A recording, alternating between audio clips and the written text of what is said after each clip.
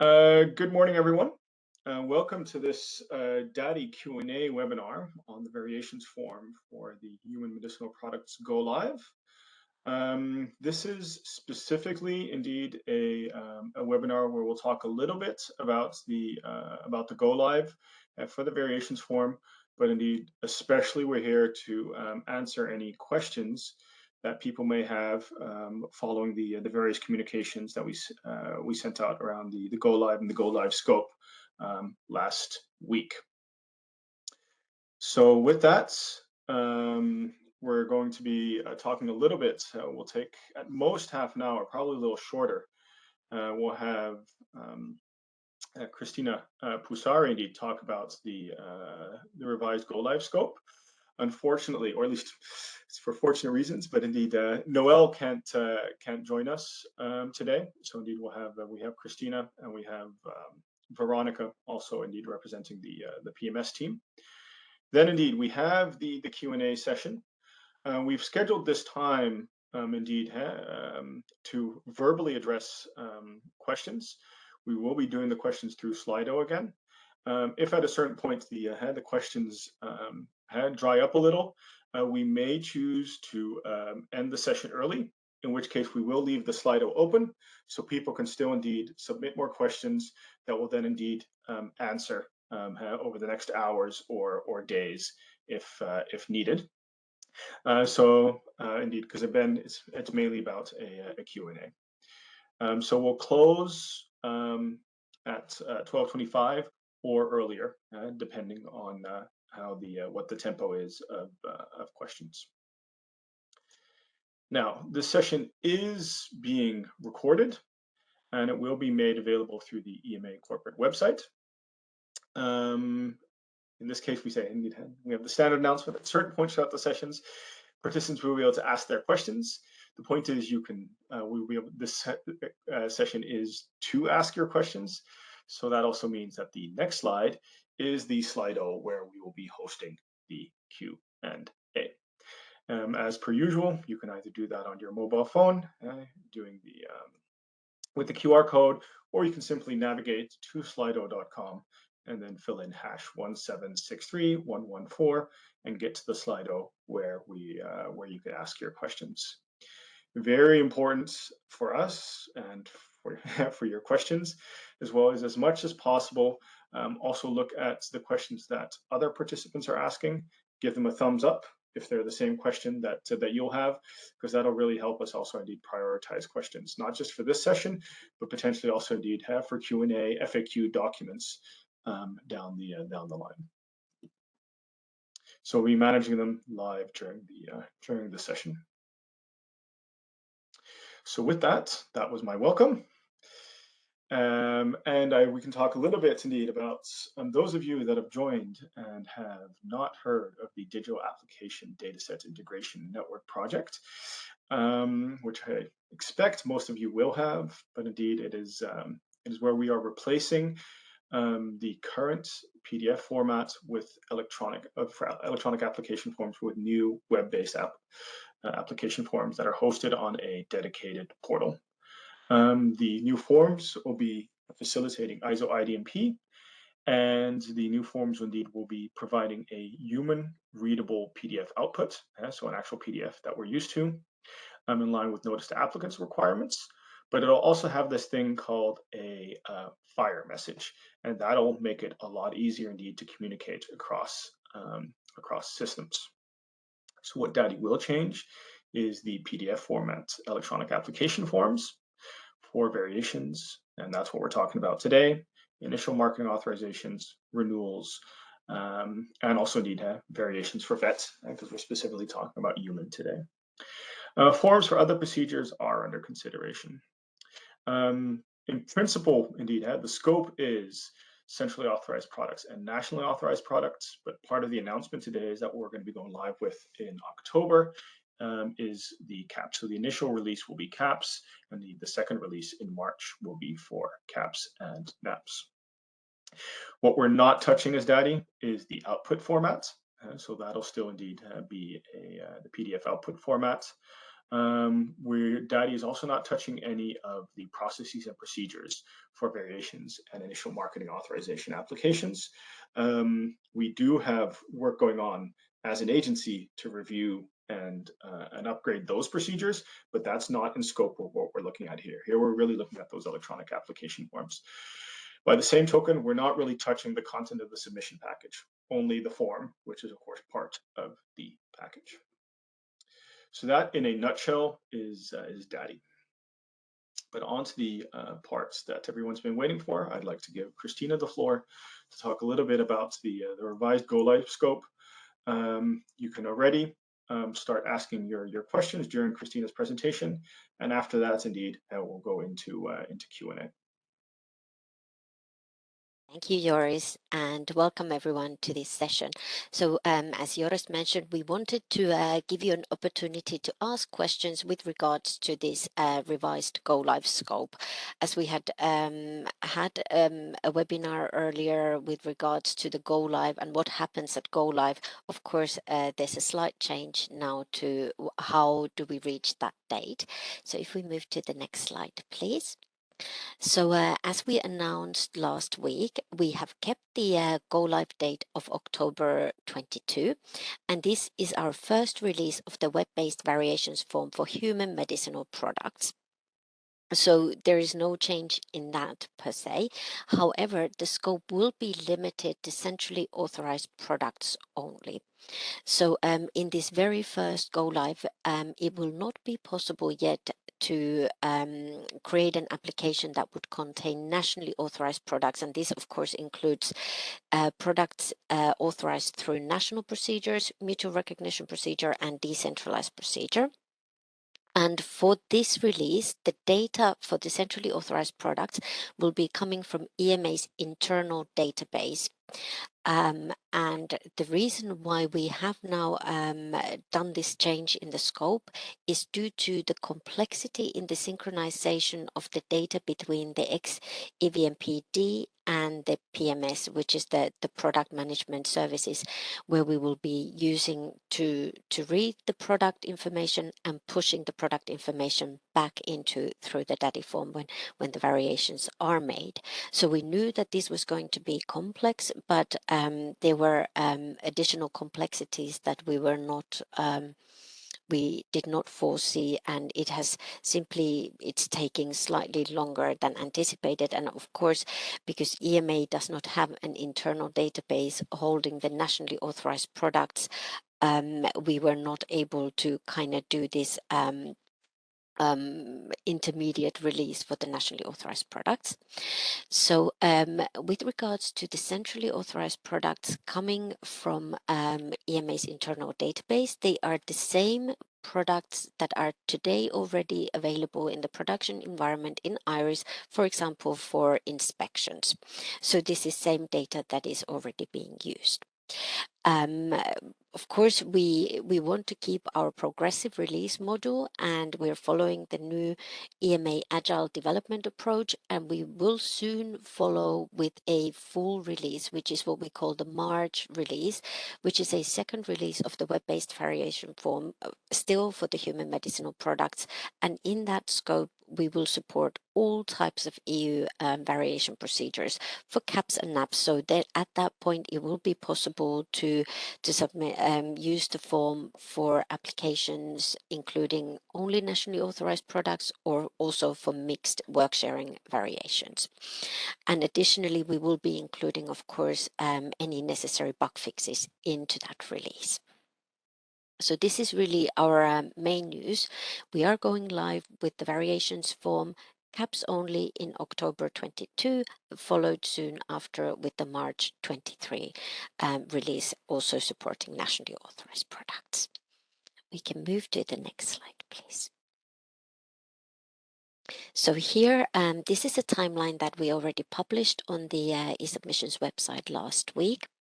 So the next steps will now be that we will start with the user acceptance testing for the centrally authorized products only. So this is starting on the 5th of September, running for 2 weeks.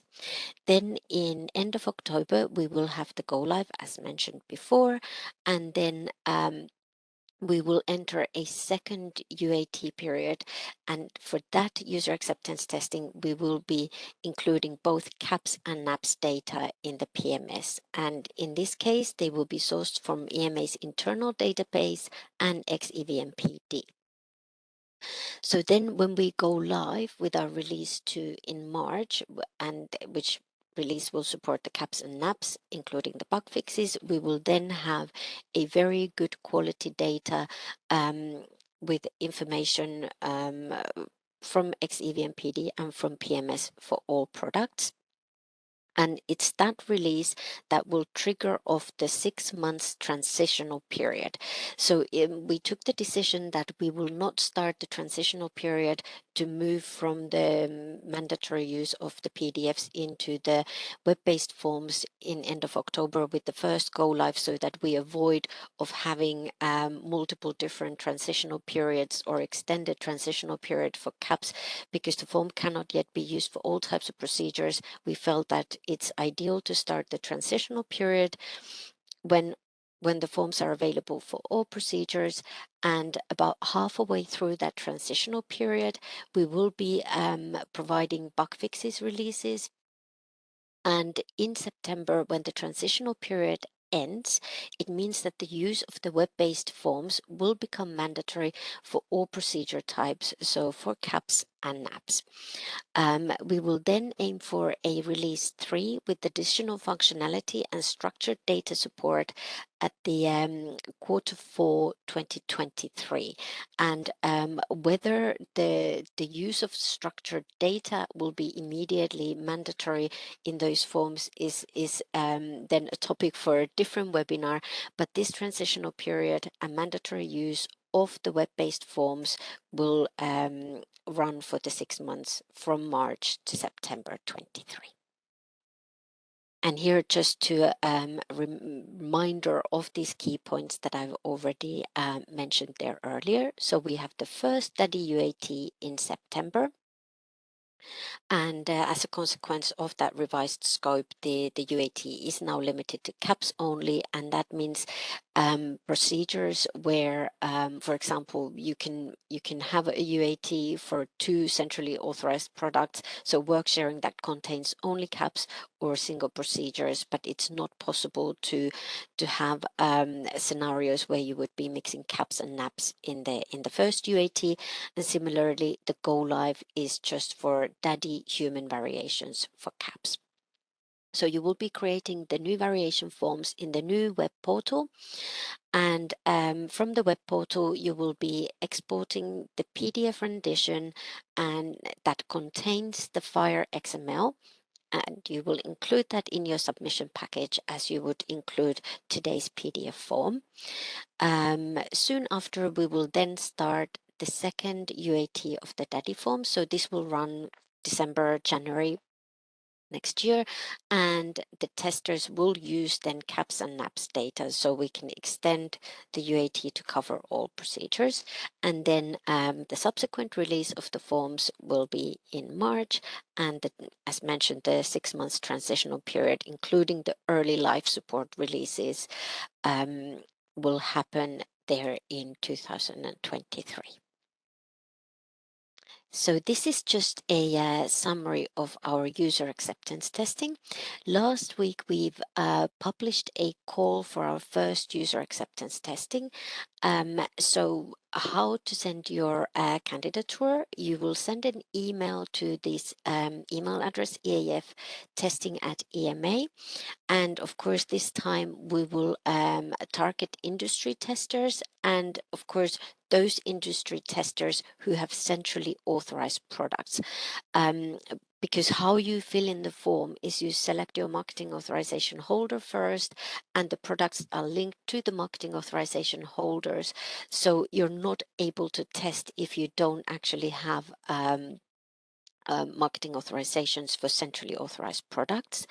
The UAT capacity is limited at this time. And we are using a way to consolidate the feedback through the industry associations. So that is also one of the factors why we are limiting the number of participants in this user acceptance testing. You can see the list of industry associations that are taking part and have agreed to consolidate the feedback from the users. We will then, of course, look at the consolidated feedback. We will work on all the blocking bugs, and we will add any minor bugs and any additional findings. They may be improvement requests or other findings. We'll add these into the project backlog, and we'll be implementing these changes in future releases. So they may come in the March release, or they may come in the subsequent releases after that. And with regards to your registration to the UAT, the deadline is the 15th of July. And just to mention a couple of prerequisites, before you can participate, you will need to register for EMA user account through EMA IAM system, and then there you will need to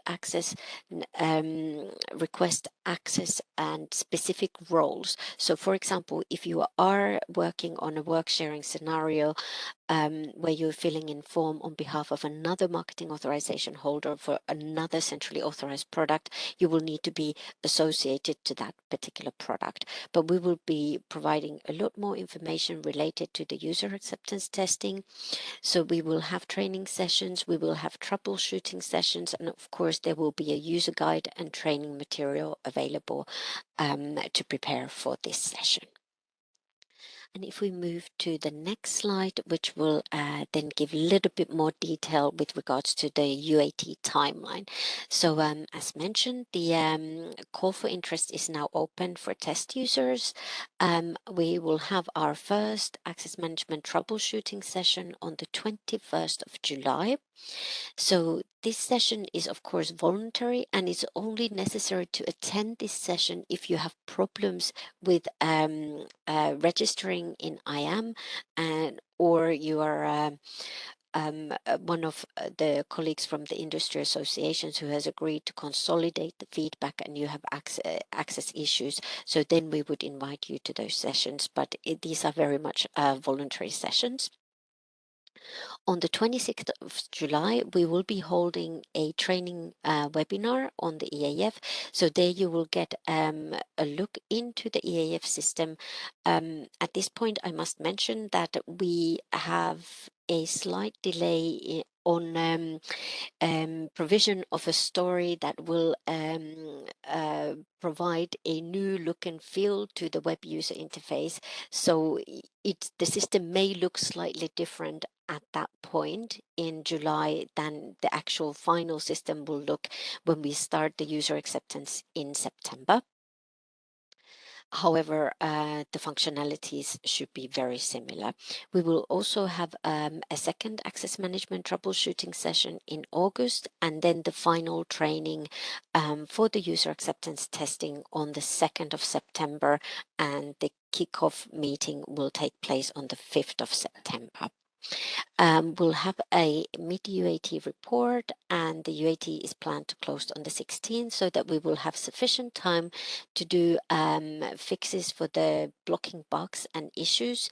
And then we'll have a second phase of the UAT where we will be focusing on retesting any critical bugs on time before the go live in October. And with that, I will then close the presentation part, and we will open the Q&A. So I will start looking at the questions that you have been submitting me. Thank you.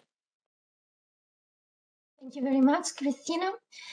Okay, so we already received a lot of questions, both around the scope that you just presented of the different releases, but also around the UAT and the call for interest that is now ongoing. So I will now share my screen in order to manage the Q&A live. In the meantime, please remember you can continue sending your questions. And of course, in case you see any question that has been already asked, you would like to see answered before, please upvote them, because this is really useful in order to avoid duplication and in order to prioritize the frequently asked questions. Okay, so the first question is, a big part of DADI for MAHs will be account management. When will a guide be made public on how to create a role for the manager of the accounts for MAHs? And second question, how to manage accounts for the employees who need to use the new DADI web form. So Christina, I'll give the floor on this to you. Thank you. So we are actually planning to publish this guide already this week. So this is something that should be available on the eSubmissions website by the end of this week, and we will also link it into the portal. So of course, that's you don't have yet access to the portal if you're not a tester, but this guidance will be made available by the end of this week on the eSubmissions website. Thank you, Christina. Second most voted question is, will all national portals or application forms be replaced by DADI at go live at the end of the transition period? This refers, for instance, to Poland or Portugal. That's a very good question. At the moment, the use of the EAFs is of course mandatory. Some national member states may have their own specific national requirements. The implementation of the web-based form will not directly impact the use of any national portals. Of course, our aim is always to harmonize and work towards a kind of one solution for one particular activity, but the replacement of the interactive PDF form with the web-based form will not directly have any impact to any national portals. But that's something that we can certainly raise for discussion with any particular member state if there is intention to continue using these portals on the longer term.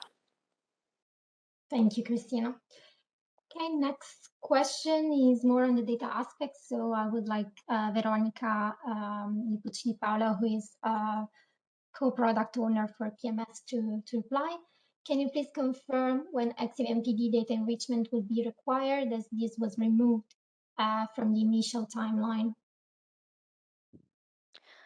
Actually, I think this question is mostly for DADI team. Okay, so Christina, can you?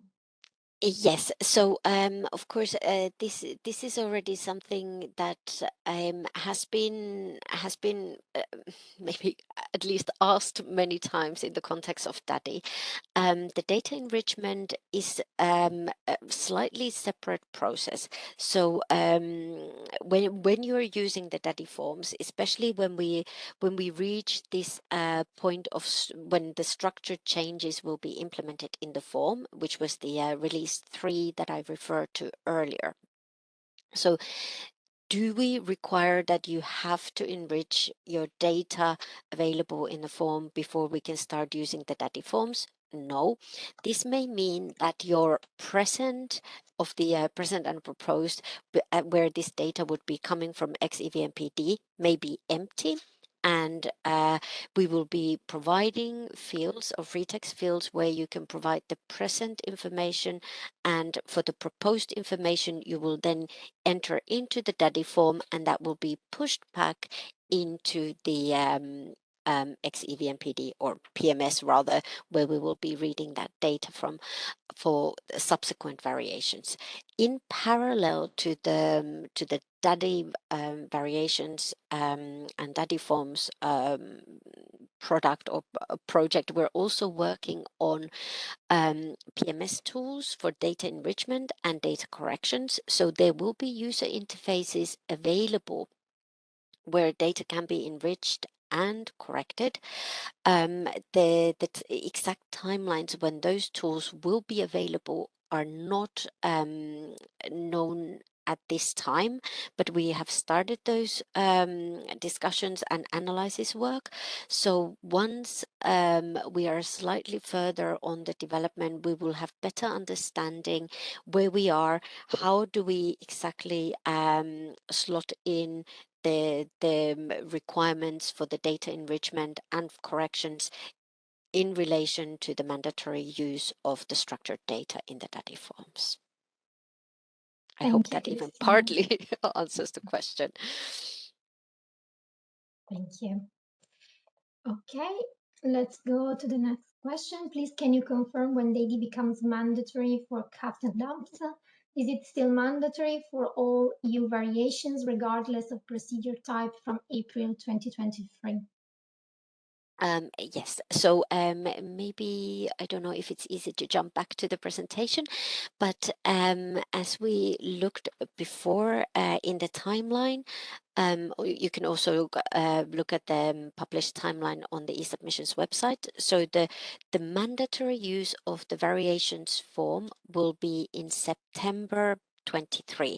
So we will start the transitional period with the release that covers all types of products in March, and we will have a 6 months transitional period during which both the web-based form and the current interactive PDF form can be used, and then the mandatory use will start in September 23. So there is a slight delay due to the fact that we didn't want to have multiple transitional periods for different types of procedures. So mandatory use for all procedure types, CAPS and NAPS, from September 23. Thank you, Christina. Will it be possible to test NAPS in the DADI UAT in September? Some MAHs do not have CAPS, but still would like to test. Unfortunately, it will not be possible. So those products will not be available in the test environment where we run the user acceptance testing in September. We understand and we're aware that a lot of colleagues are very keen to see the system and start testing, but at this time we cannot facilitate that. So the testing for NAPS procedures will be starting in December. Thank you. Okay, we have another question on the transition. So is it possible during the 6-month transition period to choose for each variation application whether I use DADI or the current PDF EIF? So is it possible to step back to the PDF EIF if issues arise using DADI?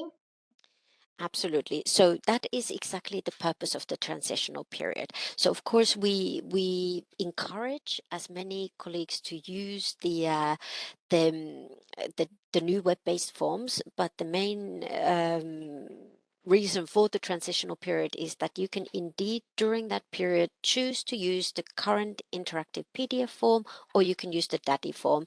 It could be that you are starting a type 2 variation for which you wish to use in the DADI form, and you have a type 1A and you wish to do that using the PDF, and then you have another type 1A and then you wish to use the PDF for that. It's absolutely possible to mix and match the forms during that period. Of course, we always encourage to use the web-based forms because more users we have for the web-based forms, more issues we may detect during that transitional period, and we will then be able to fix any issues and improve the functionality of the forms before the mandatory use starts in September 23.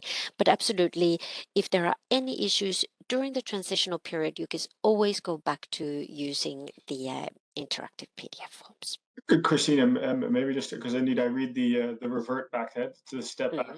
Is that even if you've started if you started something indeed online on the web form, can you then, and you find an issue or for whatever you find it's taking too much time, can you then for that application also revert back and basically start a PDF instead?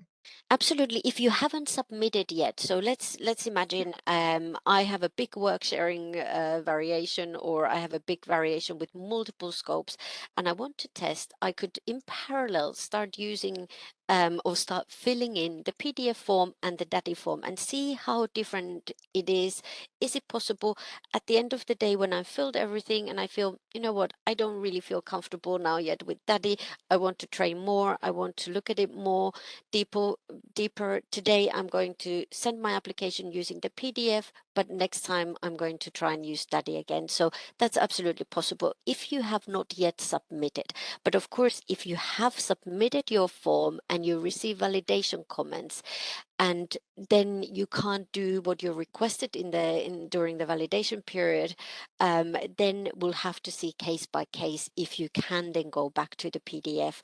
Would it make sense, or can we have a workaround solutions? But that's probably something that we can discuss at the time. But the whole purpose of the transition is that you try and play with the form as much as you can. You use it as much as you can. If you come across a situation where you cannot use the form, please report it to us immediately so that we can then take steps to fix those issues, and then hopefully next time you'll be able to use that form. Okay, thank you very much, Christina. So let's go to the next question. Does the statement about available data for CAPs coming from EMA internal database mean that no data will be migrated from XCVMPD for this initial go live? Yes, that's what it means. So the CAP products that are available in the initial go live and in the September user acceptance testing, indeed will be coming from EMA's internal database. They are the same products that are used today in production in IRIS for inspections. But at this point, no data will be migrated from the XEVMPD, even for the CAP products. Thank you. Okay, next question. I think it was already replied in the framework of the previous one, so the possibility to revert back, etc. How does EMA intend to fix the data quality gap for the NAPS XVMPD data migrated to PMS? I can take this question, Christina.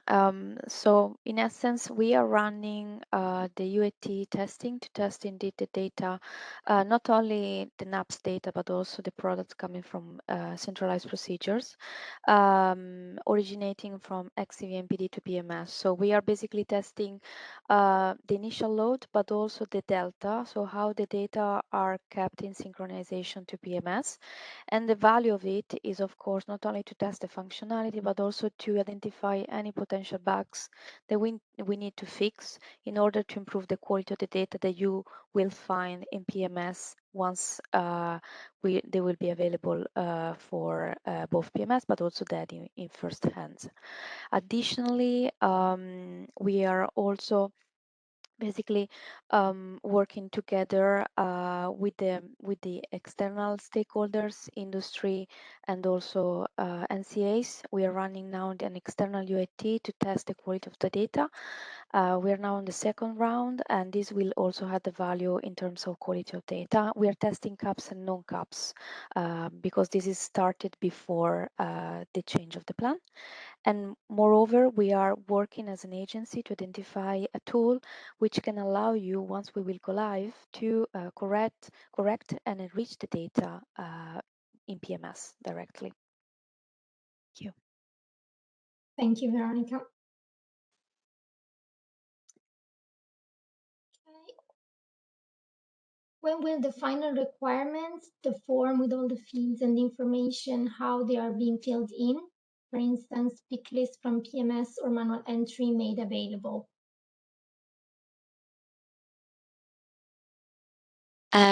So the final requirements with the forms. So the current web-based form. I'm sorry. current, I mean, the web-based DADI form is very, very similar to the form, the current interactive PDF form. So we will use more pick lists from PMS, for example, so you cannot anymore type your product into the form, but you will select the product from PMS. Most lists come from RMS. Address selections is from OMS, but there will be very, very little possibility for manual entry. So the final requirements table will be published. Now, if I could give you exact date, but once we have finalized the development, so I would say probably at some point in August. Thank you, Christina. Okay, here we have another question related to the data part. So for the October 2022 release, will the data from the EMA internal database be loaded into the DADI form via PMS, or will this be an entirely different database feed in the form? Secondly, is EMA internal database the same as SciMed? I can take the question, Christina. Yes. So yes, the EMA internal database is indeed called SciMed, and basically, from a technical point of view, it's not correct to say that the PMS data will be loaded directly to DADI forms. DADI forms is just a way of displaying the data, so the user will be able to retrieve, based on their user account and registration IAM account, their products. But the products are basically available in PMS, and they are coming from PMS. They are stored into Iris, and from Iris, which is our internal platform, you will see the products being retrievable into the DADI form. So technically, this is the flow. Thank you very much, Veronica. Asia. Okay, here we have a question on access management aspects. Can we already register for DADI access by any EMA account? So for the purpose of the user acceptance testing, yes, that will be possible, but not for production use yet. But there will be more information published in the guidance this week. Thank you. How will the digital EIF work for authorizations within MRP DCP that are not yet nationally approved? They are not yet in the Article 57 database, but for which variations have to be submitted. This case often happens. That's a very good question, and we have been discussing this in our DADI subject matter expert group.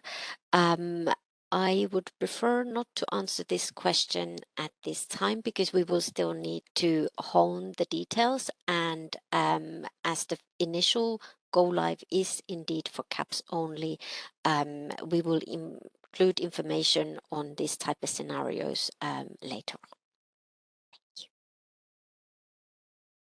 Thank you, Christina. Regarding the release-free structured data, is the scope of that data roughly known at the moment? So for the structured data release, so this is the structured changes. So for example, ingredients, manufacturers, information that is covered by the EU IG in an IDMP format. So the scope for that data, I mean, the data will be coming from PMS, where available from XEVMPD, for example, centrally authorized products in some fields, that data will be coming from SciMed.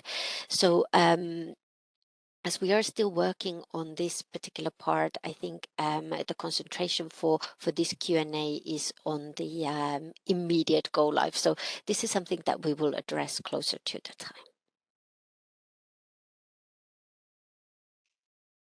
Okay. Being there would be only 2 structured data fields in the first version of DADI, how will the rest of the data be included in the file output of DADI? Is there a best practice for industry on how to fill the free text fields? Correct. So there will be very limited amount of structured data fields in the first version of DADI.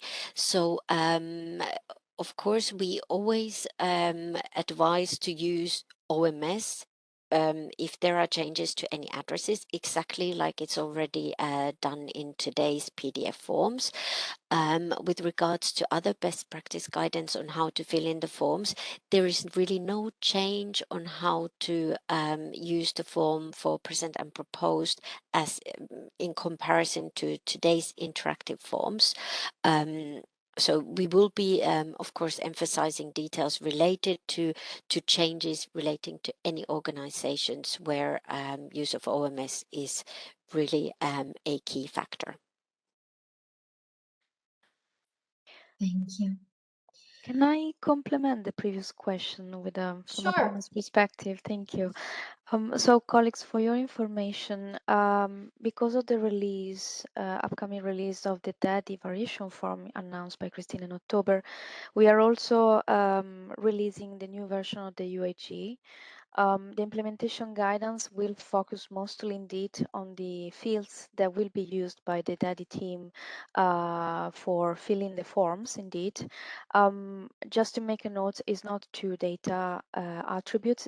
We are talking about 15. It's still limited number, we know, but you will be able to find an annex to chapter 7, which is the chapter dedicated for the data migration, explaining how you will find those information. And in conjunction with chapter 2, you will see how this data will be also available for you and how it should be completed once we will go live. That's for your information. We schedule the release by the end of July. Thank you. Thank you, Veronica, for integrating. Okay, we now have a question on the UAT. Can you further define what UAT capacity is limited and what is the limit?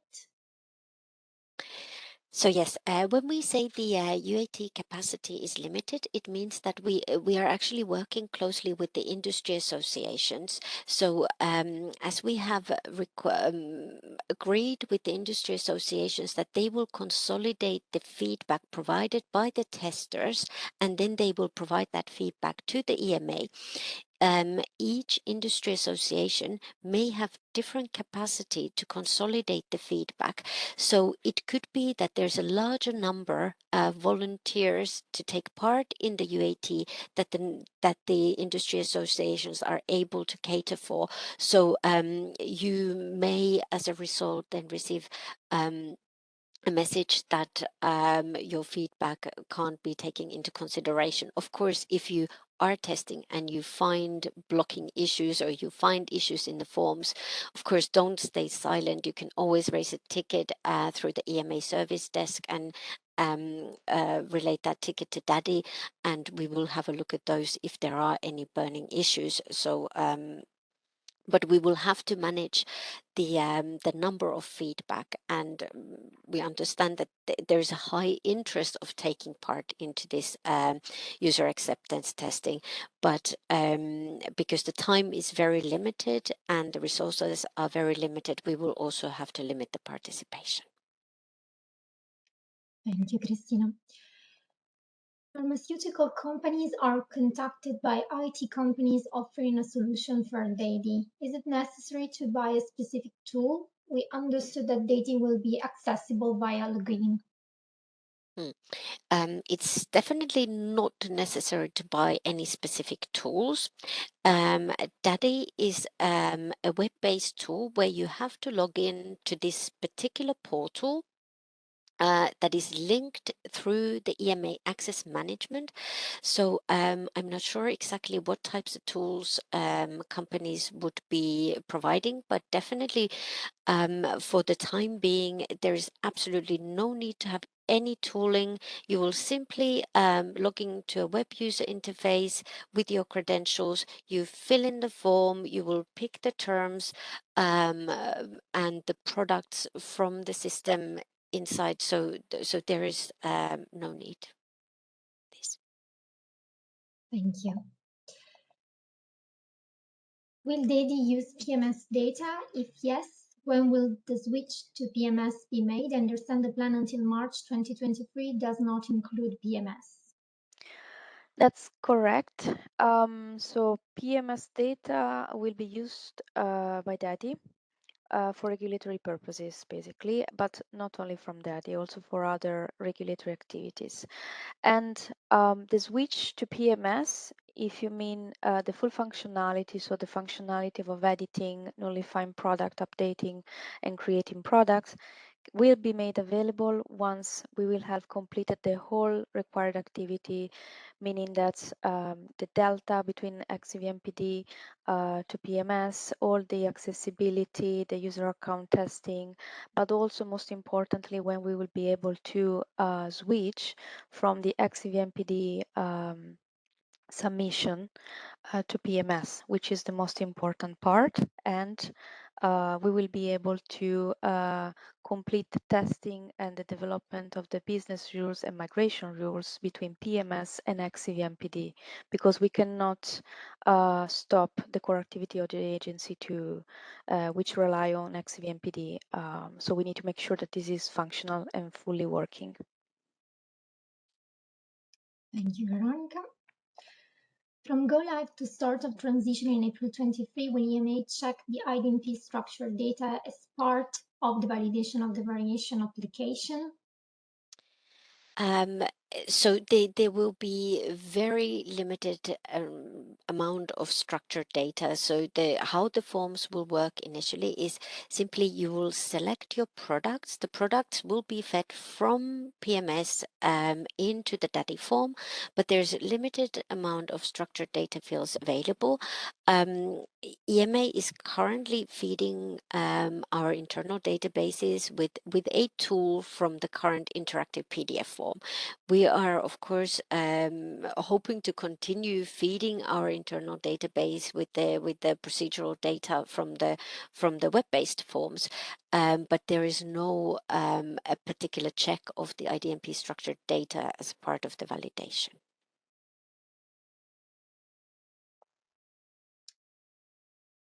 Okay, here we have another question on the UAT, in particular the second one. The call for volunteers for CAPS gave very little notice. Would you publish an announcement earlier than the planned second UAT involving NAPs? As there are so many NAPs, would you consider more participants? Absolutely. So of course we know that we gave you very little notice, and this is due to this change of scope.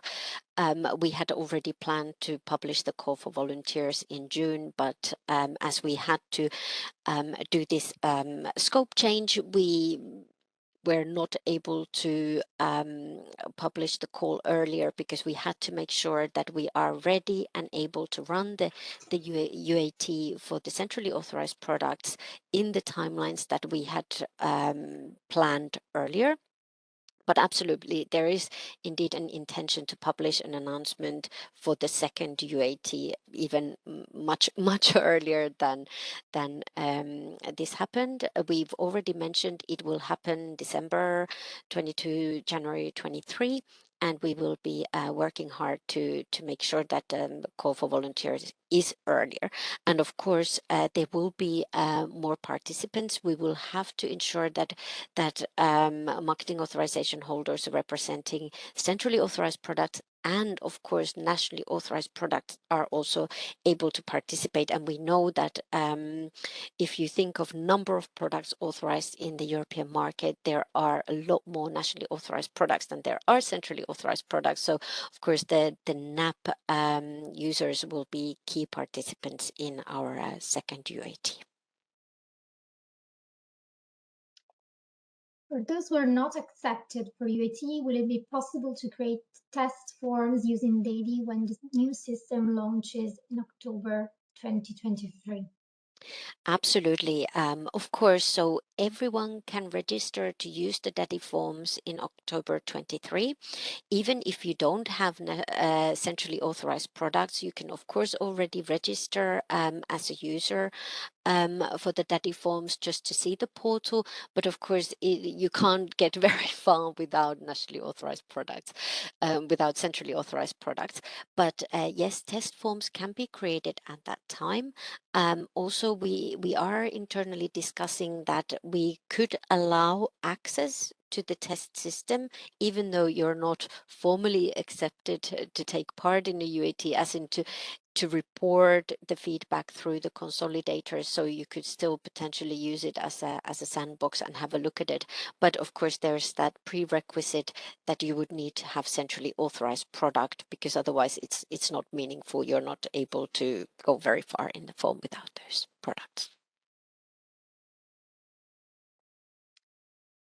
Without active MPD for CAPS, our applicants going to request data changes where the data from SciMed is incorrect, as found in the last UAT. Yes, so at this point, if SciMed data is incorrect, meaning, for example, you're not able to select your product because it's incorrectly in SciMed, you can, of course, report those issues, and you should report those issues back to us as soon as possible. If you detect that during the user acceptance testing or after the go live, please raise a ticket through the service desk, and we will have a look at what is that discrepancy. But here again, an important note that because we don't have the structured data fields really yet for many areas, so there is very little data apart from the products themselves available in the system at this point. But I'll hand to Veronica for more details. Yes, please, Veronica. Thank you, Christina. I just would like to reassure the colleagues that from a PMS perspective, we already started working in the past to ensure that the SciMed data are the best quality as possible, and most importantly now with the change of plan, with the go live of only CAPS, where we will take data from our internal database SciMed, we are already ensuring that this can happen. So the best quality as possible will be available in the EIF form. We are already addressing this point. Thank you, Veronica. When will MIHs be able to register in IAM system and assign roles to the responsible employees and consultants? The admin registration, I believe, is already open. But this is for the user acceptance testing purposes. However, I believe that the same registration for the admins will also be used in the production. So if you have registered as an admin, you can then remain as the same. You don't need to re-register in production. But perhaps my colleague Arturo is able to confirm that. If not, we'll answer in writing. Okay. Let's go to the next question. Do we have to sign the new EIF? Is the signature mandatory? Again, a very good question, something that we have not yet much detailed. So at the moment, there is an expectation that the form is signed. The PDF forms are currently signed. It is possible to use a digital signature to sign the DADI forms. This is a part that I would like to address during the user acceptance testing, where we will receive forms, and also it would be ideal to receive forms that have been signed and receive forms that are submitted during or within a test package. But this is something that we will be looking at in more detail during the user acceptance testing, and of course we'll provide details on how to sign the forms before go live.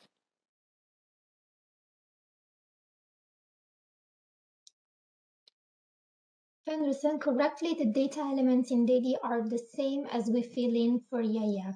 Change is only in how we fill in the form, and in the future there will be structured fields instead of free text. Is it a correct understanding? Absolutely. That's very correct. So indeed, the form is a replacement of the PDF forms. There are very minor changes. There are a few additional fields, but basically the form is exactly the same. It's the NTA form. So we have very limited capability to even change the fields in the forms because the form is owned by the notice to applicants. The change indeed is how you fill in that form. So instead of an interactive PDF, you're filling in a web-based system, and in future, the free text fields will, for present and proposed, will be replaced by structured data fields for those scopes where it's relevant. Of course, there will still be some variation scopes as per the classification where there will not be structured changes. Maybe not for now, maybe not ever, but and the ability to include free text for those type of changes will remain, of course. But yes, that's correct. Thank you. When the XVMPD should be replaced by PMS? I can take a question. I think I replied already, but just it's good to reiterate the message that we cannot replace the XVMPD data per se database. What we will be replacing is the XVMPD submission, the electronic submission. So the user will be able in future to submit product data as authorized in PMS, and PMS with the integration of feedback loop migration business rules will be able to pass the product data into XCVMPD to maintain the core activities of the agency. Unfortunately, we are not yet there, but we are working on it in a step-based approach as per agile requirement.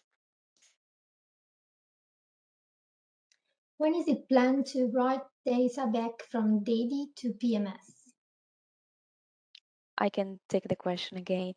So we have colleagues, as you know, agile within the agile framework, we have to agree on a certain priorities in terms of epics and features. This is the next is one of the next activities that we need to start work on it, because we want to make sure that the fire daddy message which is using basically the PMS data can be reusable into PMS. For doing that, we have started a discussion internally. We are exploring with the platform architect and the IT colleagues how this is possible, the tool, the technology, and the data flow.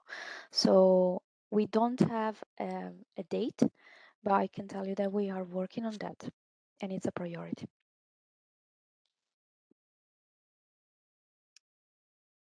If you are participating in the first UAT, will the same testers be able to test in the second UAT? So the second user acceptance testing is a separate exercise. If you have participated in the first UAT, it of course doesn't automatically mean that you will be attending the second one, but it also doesn't mean that you are not allowed to participate in the second UAT. So we would ideally see also quite a few new testers in the second UAT in December, because we are opening up for a whole new user base for the nationally authorized products. But of course, there are centrally authorized products included. So it could be that you're taking part in both UATs. Would it make sense to let the UAT consolidators decide what is the limit on industry participants? They will be providing consolidated feedback to EMA anyhow. Absolutely, and this is what happens. EMA will not limit the number of participants in the UAT, but it is the UAT consolidators that will decide how many testers they can facilitate. So we will provide a list of testers who have expressed their interest, who have volunteered. We will provide this list to the UAT consolidators, and if the consolidators decide that there are too many volunteers, they will then limit the numbers, not the EMA. What happens if data coming from PMS in pick lists in the DADI form is wrong or incomplete? Currently, the pick lists from PMS would only refer to a product. So if a product is coming incorrectly, Veronica already addressed if a product is not available or the product details are incorrect, you may in those cases decide to report to EMA that there's a discrepancy and then use the interactive PDF form. Other pick lists, the data would be coming from RMS the same way as it comes today in the interactive PDF form.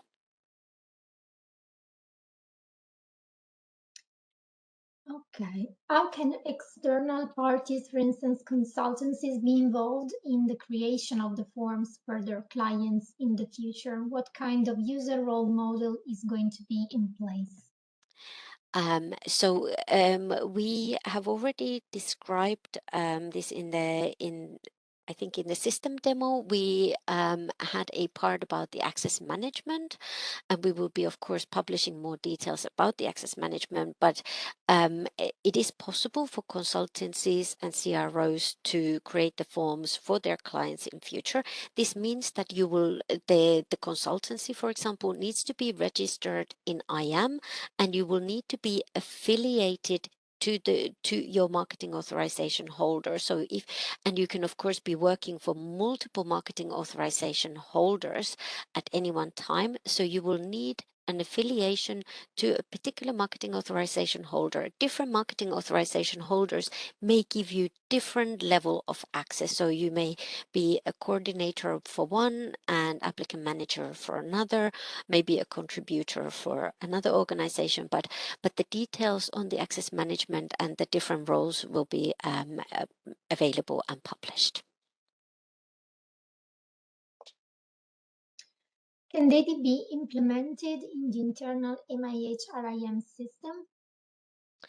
So currently, the current implementation of the web-based form is really through the EMA web user interface, the portal where you create those forms, and from that portal you will also generate the PDF rendition that you need to include into your ECTD submission. So there has been a lot of questions, a lot of talk. Will you be able to just send a file message or a message from your RIM system into the kind of machine-to-machine communication? This will not be available in the initial release.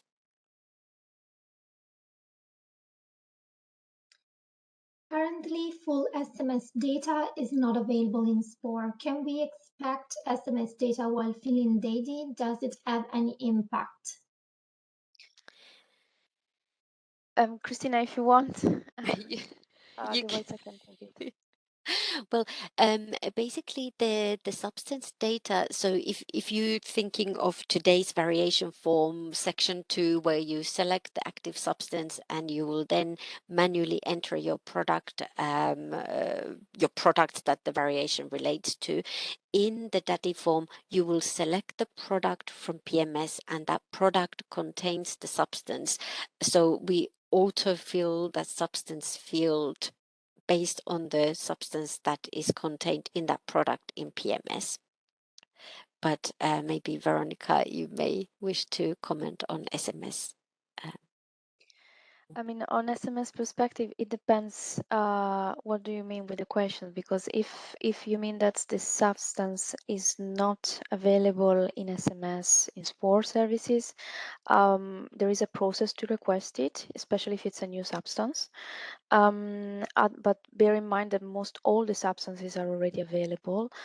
So the question will be mostly, if you can please clarify whether you refer to specific data attributes within the SMS service. Sorry, Veronica, can you hear me?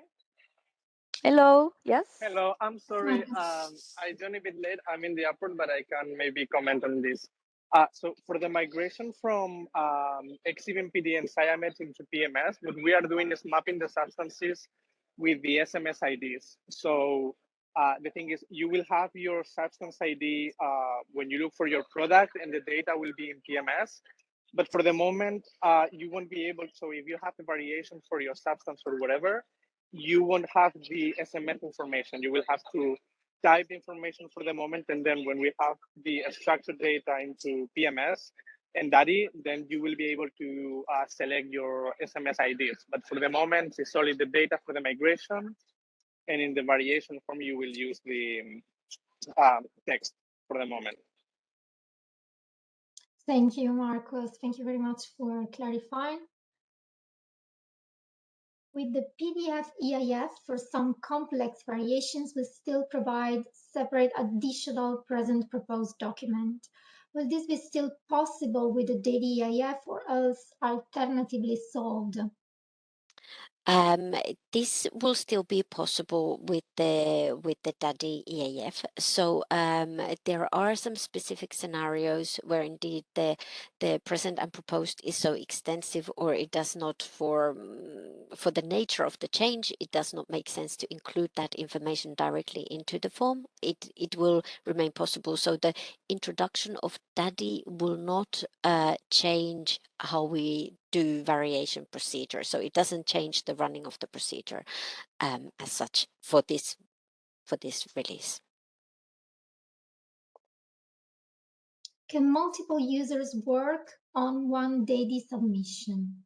Absolutely, yes, this is possible. So the form could be started by one user, and that user can then invite other colleagues to contribute in that form. So you can have contributors, coordinators, and applicant managers that you can invite to contribute and work in that particular application. It is even possible that a different person from the one who started that application signs and finalizes that application. Okay, I believe this question was already answered before. So whether there will be a call for interest for the second UAT, yes. And of course, we can have different participants from the first round. Yes. How PMS is synced with Exib MPD? Can we make changes, updates either ways? Data updated in either PMS, Exib MPD reflected or pulled into DADI, or only Exib MPD updates will be reflected in DADI?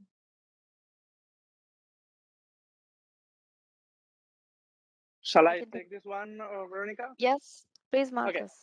Okay, so for the moment, what we are doing is migrating the data from XMPD into PMS. And what we are also doing is keeping in sync the information that we have in XMPD with PMS. That means that any change that you do in XMPD will be reflected in PMS, but these are the only changes that will be reflected in PMS. So any change done in DADI or in PMS, you cannot do it for the moment because there is no user interface. So only the changes that you do in XMPD will be reflected almost real time in PMS. So if you make a change on the name, DMA number, authorization status, whatever, it will be automatically reflected into PMS. Thank you very much, Marcos. Can the EAF still be used for other types of forms, or will the other forms, for instance, initial marketing, be available by September 2023? The interactive PDF forms for other types of procedures, so for example, the human and veterinary marketing authorization application forms and the veterinary variation form, the renewal form, will continue to remain available after the September 23. We will start working on the other forms once we have finalized the variation form, and of course more information on these epics when we are starting the development, and when these forms will become available will be published in due time. We know that, for example, the human variation form is currently used by some member states for procedures such as transfers, which is not a variation per se. That can continue happening after the September. So we are currently discussing with the member states to looking in how do we keep the forms available so that they are not used for variation procedures, but if they need to be used for other types of procedures, they can be used.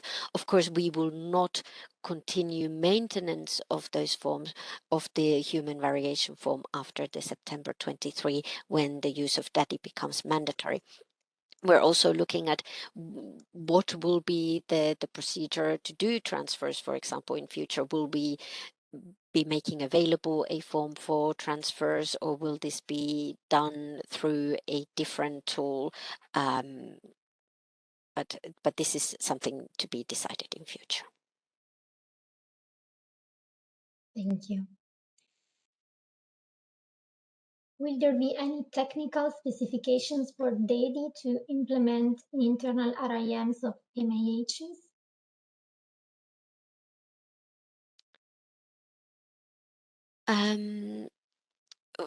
Initially, with our October go live, in order to fill in the form, there are no any specific requirements with regards to RIM systems.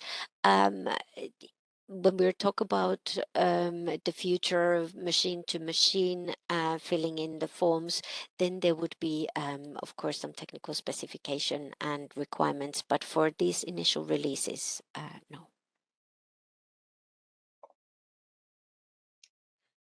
When will we know if we are selected as participants? So, of course, this is related to this UAT call for interest. As mentioned, we are closing it on the 15th of July, so beginning of the following week, you will be informed about the outcome. How MAHs can ensure data in SciMed is accurate as it is populated to DADI as well? Will there be any access to MIH to SciMed? No, because SciMed is a EMA internal database, so there is no direct access to marketing authorization holders to SciMed. If you notice that there is something wrong with your data when you have selected your product, in the DADI form, you can then in parallel report this issue, and we can look into the issue. But currently, in the initial release of the forms, there is very little what we call structured data coming from SciMed or from any other database. So this is really mainly the product selection that is available at this point. Will there be a call to the NCAs on the NAP data so NCAs can prepare a data package just like the UPD to ensure NAP data quality and avoid invalidation on EIF forms based just on XDMPD PMS data? Christina, maybe I can take that briefly. So we're aware that some NCAs have expressed an interest in this possibility at some point in the future. However, it's important to stress this isn't a prerequisite for go live, and it's not currently planned to be implemented. Further discussions on this need to take place in the context of our portfolio planning discussions, and in particularly with the Network Portfolio Advisory Group, or MPAG, which has NCA representation. And of course, if there are any updates on this, they'll be communicated well in advance as and when they're scheduled. Thank you very much, Carl. Will the data inconsistencies in OMS data be overcome before DADI go live for NAPS? This is a difficult question. We know that we have some issues with OMS data. We are, of course, doing our best to solve any issues related to OMS before the go live for NAPS. But we're here from the DADI point of view, so we will try and do as much as we can. But we know that, for example, historical entries from OMS cannot be shown in a DADI form the way that would be required. So we're looking at different ways of including historical data, for example. So this is something that we're looking into, but I cannot guarantee that all inconsistencies or issues are solved before the go live.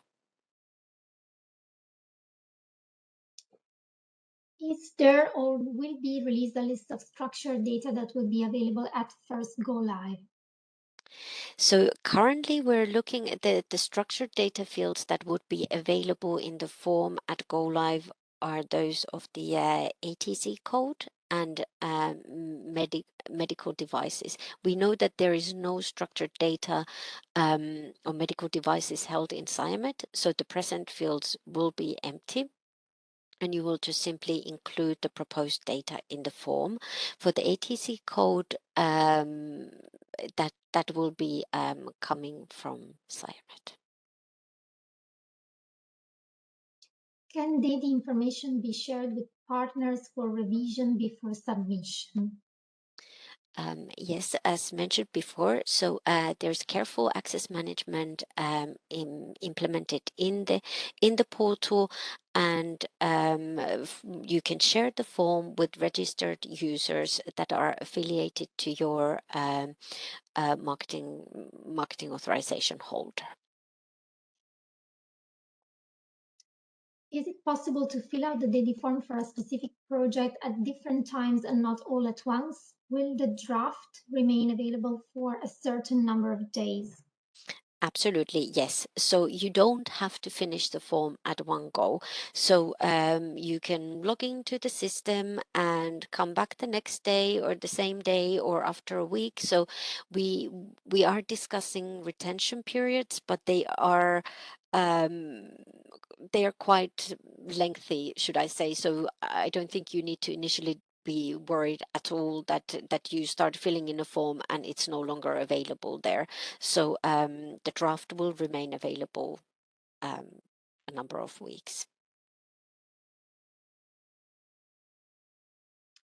How likely is it that the quality of migrated XUMPD data to PMS will be sufficient to use in DADI? Would it be more reasonable to use DADI only with the third release for structured fields when also PMS can be updated, fixed directly?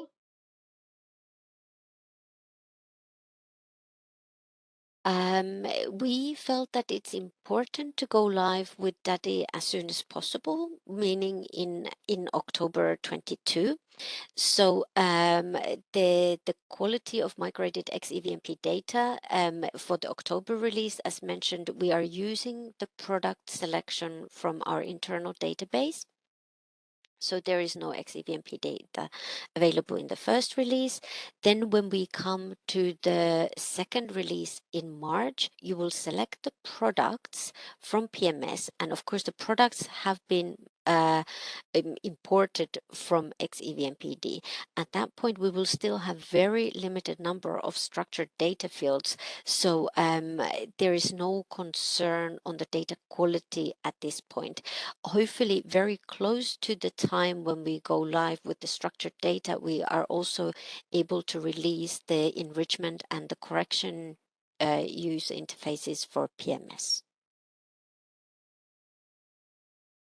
Okay, thank you very much, Christine. I think we have just time for the last question before going to the next steps. If the data at go live comes from EMA internal database and not from XVMPD, how can we correct the pre-populated data and DADI forms? I think this was already mentioned before, but Yes, so we have kind of addressed this. So it's mainly the product selection at this point. If you find that it's not correct, you may choose to then use the interactive PDF form and report the issue to EMA, and we can fix the data. okay. Thank you very much, Christina. We have some few questions. However, we would like to finish on time and also to provide you with an overview of next steps.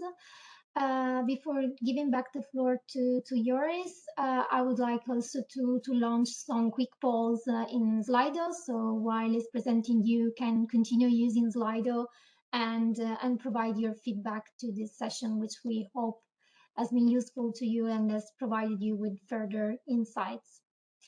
Thank you. And with this, Joris, I'll leave it over to you. Hi, maybe just to point indeed to people, we have the poll now open in Slido indeed about rating this Q&A webinar. So please do that because it will help us indeed determine whether we should do more of these in the future or a different format or some other way indeed change something about it or do different. So while everyone's filling that in, I will indeed go back to indeed sharing the content. Everyone should be able to still follow the. Let's see. Can everyone see the slides? Yes. Great. Okay. So what we will do is, first of all, I think we received about 130 questions. We didn't quite manage to answer half of them verbally. I did notice, indeed, I think quite a few duplicates, despite our best efforts at moderation, which were not to curate the questions, but indeed to try and remove duplicates to help the scoring as well. So there's a recording. We will indeed ensure that there's indeed a written transcription of all the questions answered, and all the questions unanswered, we'll indeed check which ones indeed are potentially already answered above. So we'll need formats, but then that'll also be something that we will release together with on the event page for this Q&A. So that indeed is just purely on the questions and answers of this session and the record of that. In addition, the PMS team will be updating Chapter 7 of the EU Implementation Guide for ISO IDMP, covering the details of what CAPS only go live will mean. So that is an update that's already ongoing. Perhaps some of the questions asked here today will lead us to indeed tweak or indeed clarify some of the aspects of that. And that is something that we're expecting to release end of this month. In addition, there will be a DADI questions and answer document around what will happen at Go Live. This is something indeed that we expect to release after this webinar. And finally, just a reminder that there will actually be training sessions, and this is particularly indeed, I think they're open to everyone, Christina, is that right? They are open to everyone, but indeed they're particularly meant for those indeed that obviously are going to be testing in September. But as we just need confirmed, they are actually open to anyone to join us. So that's on the 26th of July in this month, then nothing in August, and then on the 2nd of September, we'll have a second session. These will be by no means the only training sessions that we're doing, but indeed these are two of them that we've also scheduled to time well with our user acceptance test. So, in case of any further information can of course be found on the eSubmissions webpage or indeed on the event page for this event. So with that, maybe we can just pop back to the polls briefly, Christina, to see where we stand. And you had a second question as well, I believe. Yes, and people have started answering that as well. So with respect to how would you rate this Q&A webinar? Was it useful to you? We have an average of 8.1, but still I see more people voting. The number is coming up. And then we also invite you to answer to the second poll, that is, would you be interested in attending further DADI Q&A sessions? This would help us understand whether you would like us to organize more of these interactive sessions rather than simple presentations. And I see that everybody agrees with this proposal, so it's good to know.